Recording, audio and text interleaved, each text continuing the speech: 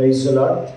మా సంఘం తరపున, మా కుటుంబం తరపున ఈ లైవ్ కార్యక్రమం చూస్తున్న ప్రతి ఒక్కరికి మా హృదయపూర్వకమైన వందనాలు చెల్లిస్తున్నాను. ఈ పరిశుద్ధ దినాన, ఈ పునరుద్ధానపు దినాన దేవుడు మనకి ఇచ్చిన ఈ యొక్క అవకాశాన్ని బట్టి ఆ దేవాది దేవునికి మహిమ కలుగును గాక. అందరూ కూడా నాతో పాటు కళ్ళు మూసుకొని ప్రార్థనలో ఏకీభవించండి. మనం ప్రార్థన చేసుకొని ఈ ఉదయకాలపు ఆరాధనను ఈ లైవ్ కార్యక్రమం ద్వారా ప్రారంభించుకుందాం. తండ్రి, నీకు కృతజ్ఞతాస్తుతులు స్తోత్రాలు చెల్లిస్తున్నాను. ఆశ్చర్యకరుడా, ఆలోచనకర్త, నిత్యుడవగు తండ్రి, నిన్న నేడు నిరంతరము ఏకరీతిగా ఉన్న దేవా, నీకు స్తోత్రాలు వందనాలు చెల్లిస్తున్నాను. అద్భుతాలు చేయువాడా, ఆశ్చర్యకరమైన కార్యములు చేయువాడా, నీకు స్తోత్రాలు నాయన. ఇదిగో నాయన ప్రభువా, మా మధ్యలోనికి మిమ్మల్ని ఆహ్వానిస్తున్నాము నాయన. మా శక్తి చేత, మా బలము చేత, మా జ్ఞానము చేత ఇక్కడ ఏ కార్యము కూడా జరగదు నాయన. కేవలము మీ ఆత్మ ద్వారానే ఇక్కడ ప్రతి కార్యము జరుగును గాకని ప్రార్థిస్తున్నాను. మీ పరిశుద్ధాత్మ నడిపింపును మాకు దయచేయండి ప్రభువా. మీ ఆత్మ సహాయము మాకు కావాలి. మీ ఆత్మ సహాయము మాకు కావాలి. మాతోని మీరు మాట్లాడండి ప్రభువా. ఈ చివరి రోజులలో ప్రభువా, మాతోని మీరు మాట్లాడండి ప్రభువా. నూతనమైన ప్రత్యక్షత మాకు అనుగ్రహించమని ప్రార్థిస్తున్నాను ఆయన ప్రభువా. ఈ మాటలు వింటున్న ప్రతి ఒక్కరు హృదయాలు ఆదరించబడాలి ప్రభువా. ప్రతి ఒక్కరు హృదయాలు ఓదార్చబడాలి ప్రభువా. బలపరచబడాలి, ధైర్యపరచబడాలి ప్రభువా.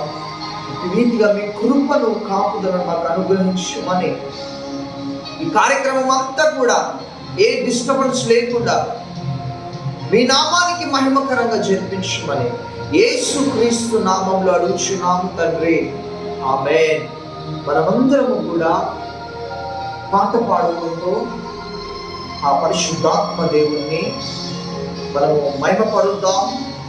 ఆరాధనకు యోగ్యుడు ఆయన, స్తుతులకు పాత్రుడు, నిన్న నేడు నిరంతరము ఏకరీతిగా ఉన్న ఆ దేవాది దేవునికి మనము పాట పాడుతూ ఆయనని స్తుతిద్దాం, ఆయనని ఆరాధించుకుందాం. నాతో పాటు కూడా అందరూ కూడా కళ్ళు మూసుకొని ఆరాధనలో ఏకీభవించాం.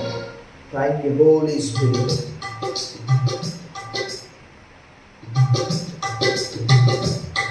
అందరం చప్పట్లు కొడుతూ దేవుని మహిమపరుద్దాం. ఇదే స్తోత్రం నాయన.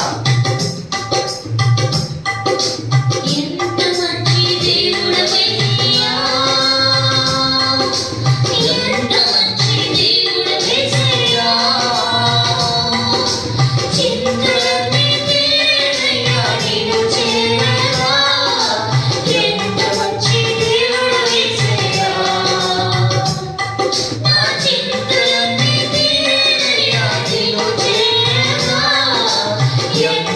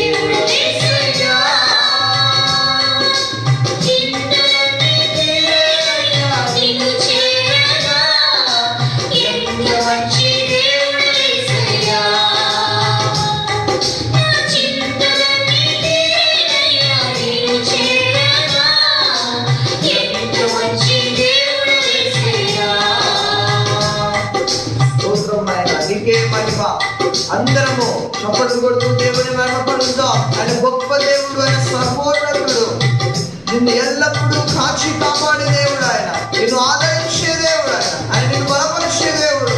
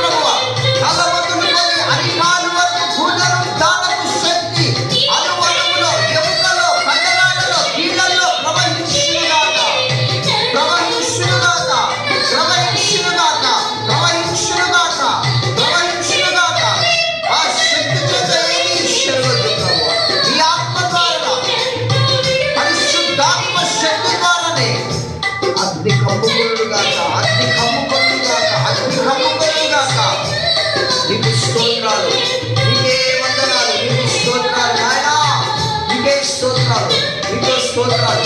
ఈ దినాలలో ప్రభువా పరలోకంలో ఉన్న ప్రేమ అంతా ప్రభువా ఈ భూప్రపంచంలో కుమ్మరింపబడాలి. స్తోత్రాలు నీకే స్తోత్రాలు.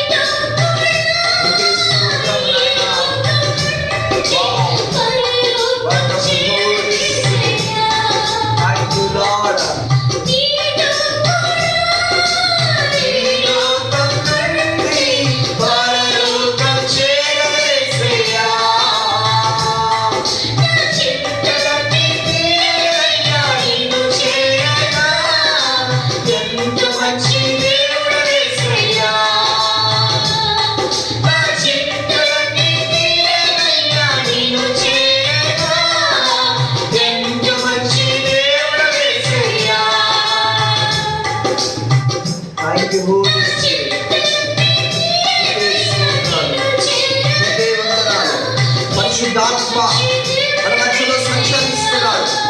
పరిశుద్ధాత్మ దేవుడు మన మధ్యలో సంచరిస్తున్నాడు.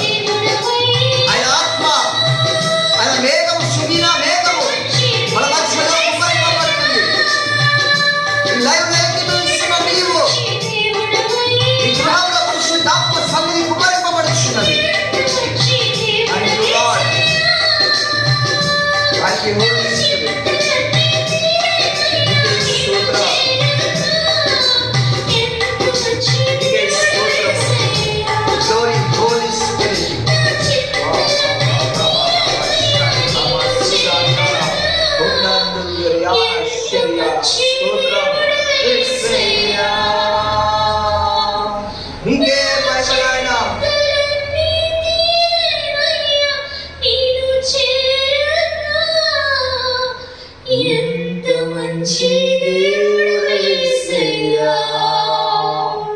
Thank you Holy spirit.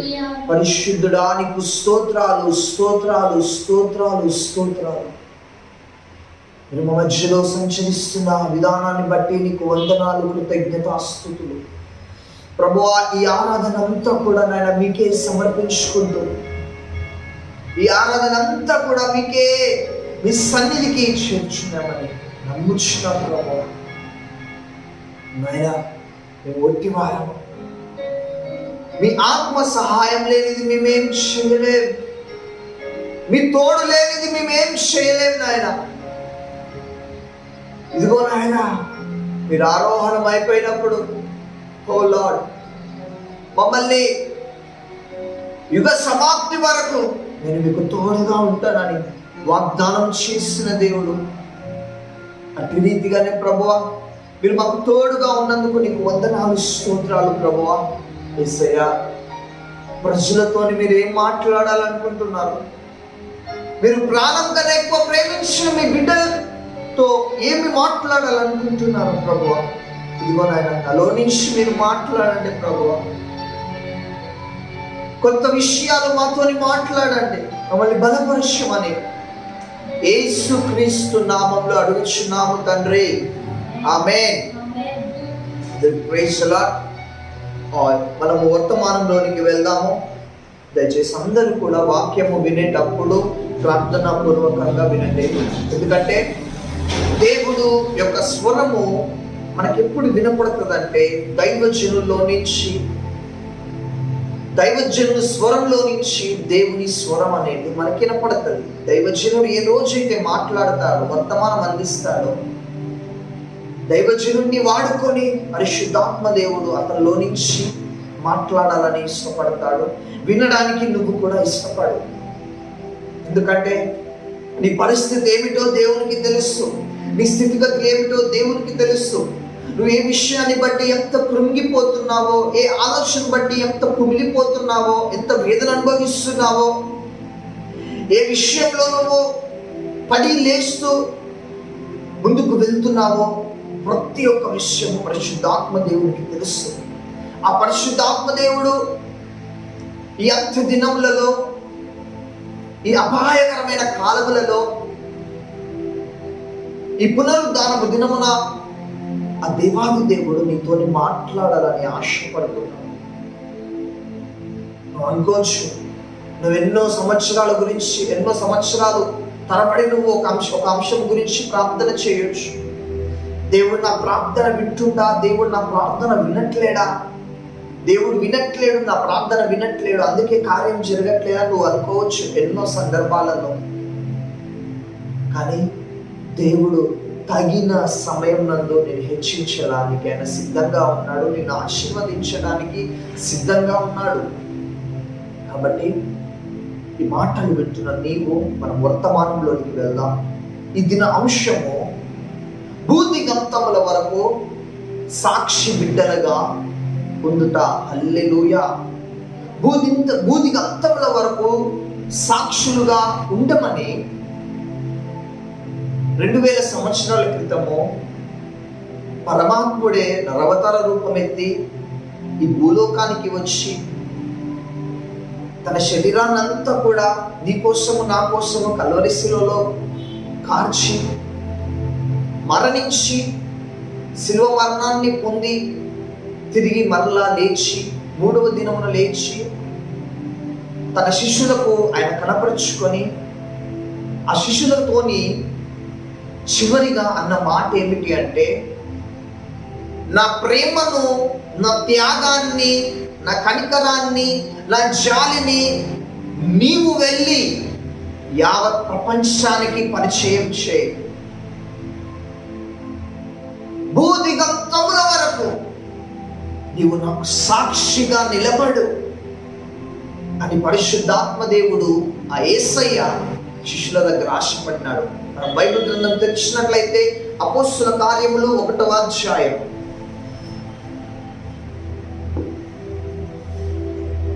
అపోస్తుల కార్యములు 1వ అధ్యాయం 8వ వచనం మనము చదువుకుందాం.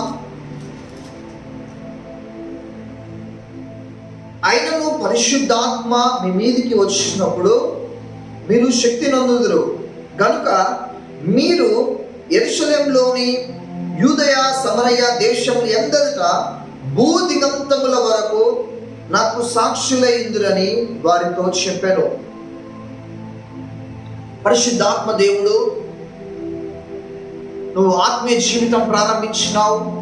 ఆత్మీయ జీవితం ప్రారంభించగానే నువ్వు పరిశుద్ధాత్మ అనే వరమును పొందుకున్నావు. ఆ పరిశుద్ధాత్మ వరమును పొందుకోగానే ఈ విషయం, ఈ వాక్యం నువ్వు ఎన్నో మార్లు చదివి ఉండొచ్చు. ఇందులో ఉన్న మర్మం ఏమిటి అంటే, దేవుడు నీకు పరిశుద్ధాత్మని ఊరికనే ఇవ్వలే, ఒక షరతు పెట్టినాడు. ఆ షరతు ఏమిటి అంటే, భూదిగంతముల వరకు ఆ పరిశుద్ధాత్మ సహాయంతో బిడ్డ భూదిగంతముల వరకు నువ్వు నాకు సాక్షిగా జీవించాలి. నా మరణాన్ని నువ్వు తెలుసుకున్నావు కాబట్టే నువ్వు పరిశుద్ధాత్మని పొందుకున్నావు. నా త్యాగాన్ని నువ్వు తెలుసుకున్నావు కాబట్టే నేను నీకు పరిశుద్ధాత్మని ఇచ్చినాను. నా ప్రేమని నువ్వు తెలుసుకున్నావు కాబట్టే నేను నీకు పరిశుద్ధాత్మని ఇచ్చినాను. ఇవ్వగానే ఆ పరిశుద్ధాత్మ నిన్ను ఎటువైపు నడిపిస్తూ ఉంటాడు అంటే, యావత్ ప్రపంచానికి యేసు ప్రభువు ఎవరో తెలియని ప్రజల దగ్గరికి నిన్ను తీసుకువెళ్తాడు ఆ పరిశుద్ధాత్మ దేవుడు. దేవుని మరణాన్ని నీలో నుంచి బయలుపరుస్తుంటాడు. ఆయన త్యాగం ఏంటి, ఆయన ప్రేమ ఏంటి, పరిశుద్ధాత్మ దేవుడు నీకు సహాయం చేస్తాడు. యేసు ప్రభువు శిష్యులతోనంట మాట ఏమిటి అంటే, యూదయ సమరయ పట్టణాలలో భూదిగంతముల వరకు సాక్షిగాను జీవించాలి. నా మరణాన్ని ప్రచురించాలి, నా ప్రేమను తెలియజేయాలి, నా కనికరాన్ని తెలియజేయాలి. నా మరణము వృధా పోకూడదు. అందుకే 12 మందిని నేను ఏర్పాటు చేసుకున్నా. 12 మంది 12 స్తంభాలుగా నిలబడి భారతదేశము ప్రపంచ దేశాలన్నిటికి వెళ్ళి వారు సాక్షులుగా నిలబడ్డారు. దేవుని యొక్క బాధ్యత వాళ్ళు నెరవేర్తించినారు. హల్లెలూయా. ఇదంతా మీకు చెప్పడానికి గల కారణం ఏమిటి అంటే, ఒక క్రైస్తవునిగా క్రైస్తవ జీవితాన్ని నువ్వు ప్రారంభించినప్పటి నుంచి కూడా నువ్వు చేస్తున్న ఒక పొరపాటు ఏమిటి అంటే, ఈ అపోస్తులు చేసిన యొక్క త్యాగము దేవుడిని చేయమనట్లే. ఈ అపోస్తులు ఏ విధమైతే త్యాగం చేసినారో, ఏ విధంగానైతే తెగించి మరి దేవుని సువార్తను ప్రకటించినారో, రాజులకు, అధికారులకు, అధిపతులకు వారు ఏనాడు కూడా భయపడకుండా దేవుని యొక్క ప్రేమను ప్రకటించినారు. అదందరికీ కూడా తెలిసిన విషయమే. అయితే నువ్వు క్రైస్తవ జీవితాన్ని ప్రారంభించినప్పటి నుంచి కూడా నువ్వు సాక్షి బిడ్డగా నువ్వు జీవించలేకపోతున్నావు. నువ్వు వెళ్తున్న సంఘానికి వెళ్ళి నువ్వు సాక్షి బిడ్డగా నువ్వు జీవించలేకపోతున్నావు అని పరిశుద్ధాత్మ దేవుడు నిన్ను బట్టి బాధపడుతున్నాడు. నీ జీవితంలో దేవుడు ఎన్నో అద్భుతమైన కార్యాలు చేసినాడు. హల్లెలూయా. దేవుడు నీ జీవితంలో ఊహించని అద్భుతాలు దేవుడు చేసినాడు. ఎన్నో మహత్కార్యాలు దేవుడు చేసినాడు. నీవు నీ సంఘానికి వెళ్ళి, నువ్వు సంఘానికి వెళ్తున్నావు, సంఘానికి వెళ్ళి నువ్వు సాక్షిగా నిలబడలేకపోతున్నావు, సాక్షి బిడ్డగా నువ్వు నిలబడలేకపోతున్నావు. దాన్ని బట్టి పరిశుద్ధాత్మ దేవుడు ఎంతగానో చింతిస్తున్నాడు. మనము ముఖ్యంగా చూసినట్లయితే మన ఆత్మీయ జీవితంలో సాక్షులుగా నిలబడడం అనేది 3 రకాలుగా కనపడుతుంది. ఫస్ట్ ఆఫ్ ఆల్, మొదటిది ఏంటిదంటే మన సాక్ష్యాన్ని కోల్పోవద్దు. హల్లెలూయా. మన సాక్ష్యాన్ని ఏనాడు కోల్పోవద్దు. రెండవది, దేవుడు నీకు చేసిన కార్యాలను బట్టి నువ్వు సాక్షిగా నిలబడాలి. హల్లెలూయా. మూడవది, దేవుడు చేసిన త్యాగాన్ని నువ్వు సాక్షిగా నిలబడాలి. ఎందుకంటే నువ్వు యేసు ప్రభువును నమ్ముకున్నావు, సొంత రక్షకునిగా అంగీకరించినావు, ఆయన ప్రేమను నువ్వు ఎరిగి ఉన్నావు, ఆయన నీ కోసం కలువరి శిలువలో మరణించినాడని నువ్వు ఎరిగి ఉన్నావు. ఎరిగి ఉన్నప్పుడు ఆయన త్యాగాన్ని, ఆయన మరణాన్ని నువ్వు ప్రచురపరిచలేకపోతున్నావు. ప్రభు బల్లలో పాలు పొందుకుంటున్నావు. ప్రభు బల్ల గురించి మరొకసారి పరిశుద్ధాత్మ దేవుడు క్లియర్గా ఒక మాట అంటాడు. మనం చూద్దాము. కొరింథీయులకు రాసిన మొదటి పత్రిక, కొరింథీయులకు రాసిన మొదటి పత్రిక 11వ అధ్యాయం 25వ వచనాన్ని చూద్దాం. కొరింథీయులకు రాసిన మొదటి పత్రిక 11వ అధ్యాయం 25వ వచనం. ఆ ప్రకారమే భోజనం అయిన పిమ్మట ఆయన పాత్రను ఎత్తుకొని, ఈ పాత్ర నా రక్తం వలనైనా కొత్త నిబంధన, మీరు దీనిలోనిది త్రాగినప్పుడల్లా నన్ను జ్ఞాపకం చేసుకున్నకై దీనిని చేయడని చెప్పాను. ఎందుకంటే నువ్వు ప్రతిసారి ప్రభు వల్లలో పాల్గొంటున్నావు. ఈ యొక్క లాక్డౌన్ టైంలలో చాలా మందికి ప్రభు వల్ల అనేది దూరం అయిపోయింది. కానీ ఈ లాక్డౌన్కి రాకముందుకు, ఈ కరోనా టైం రాకముందుకు నువ్వు ఎన్నోసార్లు ప్రభు వల్లలో పాలు పొందుకున్నావు. యేసు ప్రభు ఏమంటాడంటే, నా రక్తము నా శరీరము తీసుకునేటప్పుడు నేను చేసిన మరణాన్ని జ్ఞాపకం చేసుకో అన్నాడు. హల్లెలూయా. నేను చేసిన త్యాగాన్ని జ్ఞాపకం చేసుకో. నేను నీ కోసము కాల్చిన ఆ యొక్క రక్తాన్ని జ్ఞాపకం చేసుకో. నేను కల్వరి సిలువ, ఆ యొక్క సిలువను నేను మోసుకొని వెళుతున్న ప్రయాసాన్ని నువ్వు జ్ఞాపకం చేసుకో. నీ చేతుల మీద కొట్టించుకున్న మేకులను నువ్వు జ్ఞాపకం చేసుకో. తల మీద పెట్టిన ఆ ముళ్ళ కిరీటాన్ని నువ్వు జ్ఞాపకం చేసుకో. నా పాదాలకు పెట్టి కొట్టిన మేకులని నువ్వు జ్ఞాపకం చేసుకో. వీపు మీద కొరడాలతోని కొట్టిన ఆ ప్రతి దెబ్బని నువ్వు జ్ఞాపకం చేసుకొని, అప్పుడు నువ్వు ప్రభు బల్లలో పాలు పొందుకున్నట్లయితే, నువ్వు హృదయపూర్వకంగా పరిశుద్ధాత్మ సహాయంతో ఈ విధంగా బిడ్డ నువ్వు చేసినట్లయితే, నువ్వు అవలీలగా ఈజీగా బాధలో, కష్టంలో యేసు ప్రభువు ఎవరో తెలియని ప్రజల కాడికి వెళ్ళి ఆయన ప్రేమను ప్రకటించడానికి నీకు ధైర్యం అనేది వస్తుంది. చూడండి, ఈ దినాలలో యేసు ప్రభువుని ప్రకటించాలంటేనే చాలా మంది సిగ్గుపడుతూ ఉంటారు. యేసు ప్రభు యొక్క ప్రేమను, ఆయన త్యాగాన్ని, సువార్తను ప్రకటించాలంటేనే చాలా మంది సిగ్గుపడుతూ ఉంటారు. అపోస్తలుడైన పౌలు ఆత్మతోని నింపబడి అతను అంటున్న మాట ఏమిటి అంటే, అతను ఎంతో చదువుకున్నాడు. అపోస్తలుడైన పౌలు చాలా గొప్ప వ్యక్తి, చాలా చదువుకున్న వ్యక్తి, చాలా జ్ఞానవంతుడు, నీకన్నా జ్ఞానవంతుడు ఆయన. హల్లెలూయా. ఆత్మతోని నింపబడి అతను అంటున్న మాట ఏమిటి అంటే, నేను ఒకరికి సువార్త చెప్పుటకు సిగ్గుపడువాడని కాదు. హల్లెలూయా. ఆ మాటలు ఏ విధంగా అతను పలకగలుగుతున్నాడంటే, అతని మీద దేవుని యొక్క ఆత్మ, పరిశుద్ధాత్మ దేవుడు బలముగా నిలిచి ఉన్నాడు.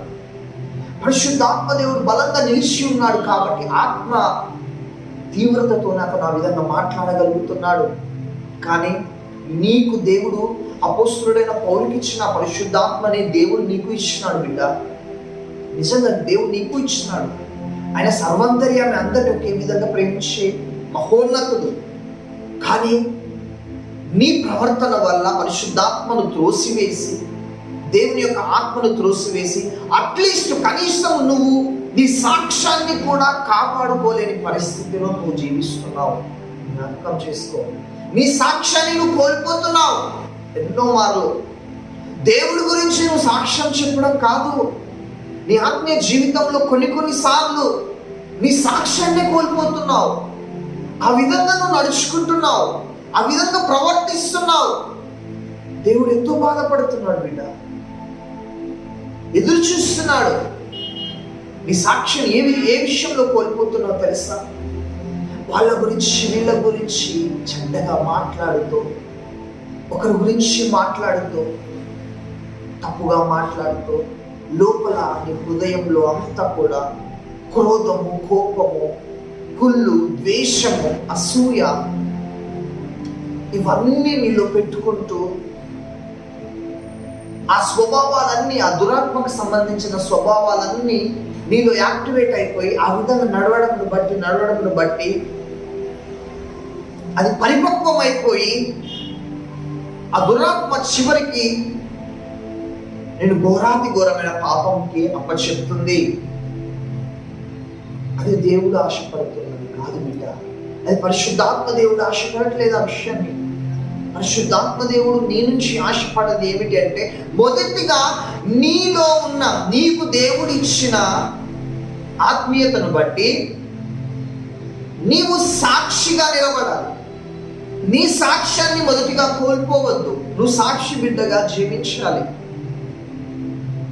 మందిరంలో, నీ సంఘంలో, నీ మందిరంలో, నీ విశ్వాసుల మధ్య దేవుడు చేసిన కార్యములు, అన్యుల మధ్య దేవుడు నీకు చేసిన ప్రయోజనంలో అద్భుతమైన కార్యాలు, ఆశీర్వాదమైన కార్యాలు నీవు సాక్షిగా చెప్పడానికి 10 మంది నిలబడి దేవుడు నాకు చేసినాడని ధైర్యంగా ఎప్పుడు చెప్పగలుగుతావో, దేవుడు నీ కోసము చేసిన ఆ సిలువ, కలువరి బలియాగమును గురించి నువ్వు, ఆ త్యాగమును గురించి నువ్వు ధైర్యంగా చెప్పగలుగుతావు.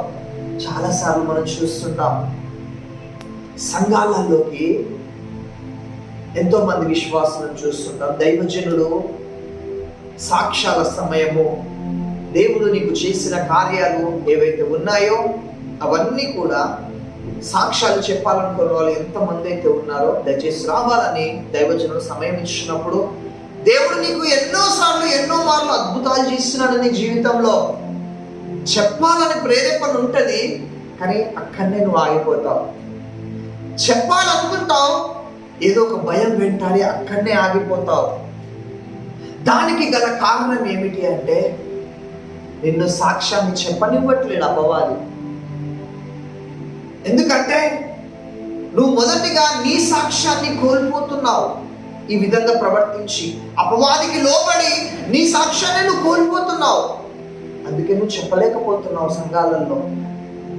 ప్రతి ఒక్క విశ్వాసుల మధ్యలో, ప్రతి ఒక్క విశ్వాసికి ఇది ఎంతో మందికి ఎదురవుతుంటుంది. నువ్వు సంఘంలోకి వెళ్ళి నువ్వు సాక్ష్యాన్ని చెప్పలేను, నువ్వు బయటకు వెళ్ళి యేసు ప్రభు యొక్క మరణాన్ని ఏ విధంగా ప్రచురించగలుగుతావు, ఆయన త్యాగాన్ని ఏ విధంగా వర్ణించగలుగుతావు, ఏ విధంగా చెప్పగలుగుతావు? ఒకసారి జ్ఞాపకం చేసుకో. యేసు ప్రభు ఎప్పుడు అన్నాడంటే వాళ్ళ శిష్యులతోని, భూదిగంతముల వరకు నాకు సాక్షులుగా ఉండాలి అని. పరిశుద్ధాత్మ మీ మీదికి వచ్చినప్పుడు యూదయ, యెరూషలేము, సమరయ పట్టణాలలో భూదిగంతముల వరకు మీరు నాకు సాక్షులుగా ఉంటారు. నీకు దేవుడు ఎప్పుడో ఇచ్చినాడు బిడ్డ పరిశుద్ధాత్మని. నీవు ఉపయోగించుకోలేకపోతున్నావు, టైమును వేస్ట్ చేస్తున్నావు. గొప్ప తలాంతులు నీలో దాగి ఉన్నాయి. ఆమేన్. నువ్వు ప్రార్థన చేస్తూ ఎన్నో గొప్ప గొప్ప విషయాలు పరిశుద్ధాత్మ దేవుడు నీతోని మాట్లాడతాడు. హృదయము కఠినపరుచుకునేవాడు చివరికి కీడులో పడను. హల్లెలూయా. నువ్వు కఠినపరుచుకోవద్దు బిడ్డ, ఏనాడు కూడా కఠినపరుచుకోవద్దు. ఎందుకంటే ఈ ప్రస్తుత దినాలలో అపవాదైన సాతాను ఎవరిని మృంగుదునా అని గర్జించు సింహం వలె వాడు ముసలు కొడుతున్నాడు. ఒక క్రైస్తవ విశ్వాసిగా, ఒక దైవజనుడిగా నీవు ఉండవలసిన విధానం ఏమిటి అంటే, నీవు కూడా గర్జించు సింహము వలె సువార్తను ప్రకటించాలి. సాక్షి బిడ్డగా నిలబడాలి. నీ సాక్ష్యాన్ని నువ్వు కోల్పోవద్దు. దేవుడి ఒక మరణాన్ని భూదిగంతముల వరకు, చనిపోయేంత వరకు కూడా ఎన్ని ప్రాంతాలకు వెళ్తావో, ఎన్ని పట్టణాలకు వెళ్తావో, ఎన్ని పట్టణాలకు వెళ్తావో అక్కడ నువ్వు దేవుణ్ణి మహిమపరిచి రావాలి. దేవుడి యొక్క కల్వరి త్యాగాన్ని నువ్వు క్లియర్గా వాళ్ళకి వర్ణించాలి. అంత శక్తి సామర్థ్యాలు నీలో ఉన్నాయి. హల్లెలూయా. ఒక దైవజనుడు అతను భోజనం చేసే ముందు కనీసం ఒక్కరికైనా సువార్త చెప్పి వచ్చి అప్పుడు భోజనం చేసేవాడు. హల్లెలూయా. యేసన్న గారు, ఆ దైవజనుడు ఎవరు కదా, యేసన్న గారు. అతను భోజనం చేయాలి అంటే తప్పకుండా అతను వెళ్ళి సువార్త ప్రకటిస్తాడు. ఇప్పుడు నీవు చూడు బిడ్డ, నువ్వు సువార్త ప్రకటించమంటే ఇంటికాడ కూర్చొని వాళ్ళ గురించి వీళ్ళ గురించి ముచ్చట్లు చెప్తూ, కామెంట్స్ చేస్తూ, అసూయగా ఓర్వలేని స్వభావం కలిగి కామెంట్స్ చేస్తూ ఎన్నోసార్లు నువ్వు ఉంటావు. కానీ నీలో ఉన్న పరిశుద్ధాత్మ దేవుడు సువార్తను ప్రకటించాలి, దేవుని ప్రేమను చూపించాలని ఆ టైంలో ఆశపడుతూ ఉంటాడు. తెలుసా, ఆ టైంలో ఆశపడుతూ ఉంటాడు. అరే, ఈ ముచ్చట్ల బదులు సువార్త చెప్పాలి, దేవుని ప్రేమను తెలియజేయాలి. ఆ విధంగా నువ్వు ఉండడానికి ఇష్టపడు. ఎందుకంటే టైం చాలా తక్కువ ఉన్నది, సమయం చాలా తక్కువగా ఉన్నది. యేసయ్య ఎంతో మందిని రక్షించాలి, ఎంతో మందికి మారు మనసునివ్వాలి, ఎంతో మందిని అభిషేకించాలి, ఎంతో మందిని ఆత్మతోని నింపాలి అని ఆయన ఆశపడుతున్నాడు. హల్లెలూయా. ఆయన ఆశపడుతున్నాడు. నువ్వెప్పుడైతే ఒక అడుగు ముందుకు వేసి కదులుతావో, కదిలినప్పుడు పరిశుద్ధాత్మ దేవుడు ఆ టైంలో నిన్ను వాడుకోవడానికి ఇష్టపడతాడు. నువ్వు ఎవరి దగ్గరకు వెళ్ళి నువ్వు సువార్త ప్రకటించాల్సిన అవసరం లేదు. నీ చుట్టూ ఉన్న వారే ఉంటారు. అన్నిలో నీ చుట్టూ ఉన్న వాళ్ళే ఉంటారు. బాధపడుతున్న వాళ్ళు ఉంటారు, దుఃఖంలో ఉన్న వాళ్ళు ఉంటారు, రక్షింపబడిన వాళ్ళు నీ చుట్టాలు, బంధుమిత్రులు ఉంటారు. నువ్వేం చేయి, వాళ్ళ దగ్గరికి వెళ్ళి ఆదరించేటట్లుగా మాట్లాడు. ఆదరణకర్త నీలో ఉన్నాడు, ఆదరణకర్త నీలో ఉన్నాడు. వారికి సపోర్ట్ చేస్తూ ఆదరించేటట్లుగా, వారికి దుఃఖమునకు అర్థం చేసుకుని ఆదరించేటట్లుగా మాట్లాడుతూ క్రీస్తు ప్రేమను తెలియచేయి. ఆ విత్తనము విత్తినట్లయితే ఒక టైం వచ్చినప్పుడు ఆ విత్తనం అనేది మొలకెత్తుతుంది. హల్లెలూయా. మా తల్లికి ఒక రుచి ఎన్నో సంవత్సరాల నుంచి సువార్త చెప్తూనే ఉండేది.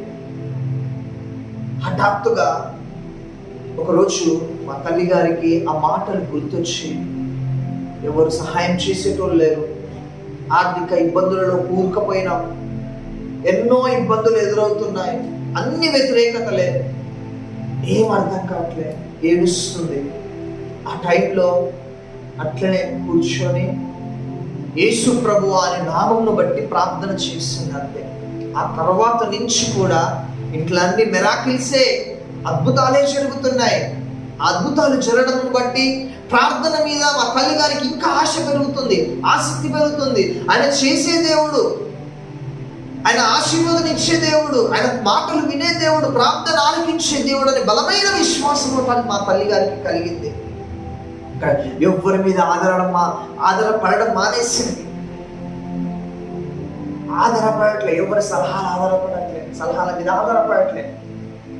ఏమన్నా అవసరం ఉంటే పరిశుద్ధాత్మ దేవుని మీదనే అడగడం, దేవుని మీదనే ఆధారపడడం. ప్రతి ఒక్కటి